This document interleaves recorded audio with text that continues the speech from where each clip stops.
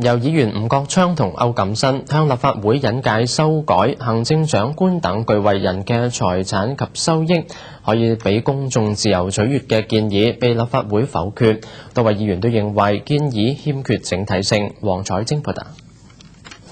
議員吳國昌同歐錦新向立法會引介以及一般性討論同表決修改陽光法，建議容許公眾可以自由取閱行政長官、主要官員、行政會成員等嘅具為人嘅財產同收益資料。吳國昌重申，修訂法案係要令特區政府嘅領導層更好咁得到社會信任。多位議員包括主席曹其真都表態話支持法案嘅精神，但認為喺未有其他法律配合之下，單單修改幾條條文唔會達到應有嘅目的。又能夠使嗰啲政治職位同埋高官佢嘅財產能夠公開，喺呢度取得平衡，唔係一個條文能夠做得到嘅。我同意嚟講咧，整本法律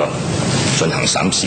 嚟得出一個咧係達到既係能夠保障私人權，同時又能夠使到嗰條法律對於一啲確實有一定權力嘅高官或者政治職位嘅人咧，佢能夠財產公開，我同意呢樣嘢。由於而家我哋澳門嗰個制度咧，係真真正正係有漏洞，體現到歐司長嗰個前任歐司長嗰個案咧，我哋睇到有一個嚴重嘅漏洞嘅，係呢個制度咧阻嚇唔到所謂嗰個高官嘅貪官，所以我哋先至要作出一啲適當嘅措施，令到咧真真正正咧可以咧邁向前咧，我哋可以有一個信任，對我哋高官有一個信任嘅。咁假如係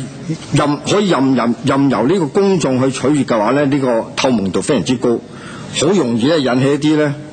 心懷不軌人士咧係垂涎嘅。我相信即係回歸之前亦都好多我諗即係喺呢個綁票嗰個即係嗰個風氣非常之盛行啊！我相信假如係即係將呢個財產公開嘅話，我相信會引起一啲罪案發生，會考慮到一啲危險嘅問題。咁我覺得咧就有兩個例子好得意，一個就係我哋阿張國華司長咧坐住佢有座駕車出街嘅時候，就往往拉埋窗簾嘅。咁呢個可能係因為喺治安上考慮。我哋嘅保安司側邊嘅斜路咧，夜晚10點鐘後就封路嘅，因為亦都係因為保安上嘅考慮。咁令我最即係好感觸嘅就係，原來我哋治安部門裏邊係對澳門治安係最缺乏信心嘅。最後法案以14票反對、4票贊成、9票棄權被立法會否決。事後歐錦新同吳國昌對法案未能夠通過感到可惜。澳門電視台記者黃彩晶報道。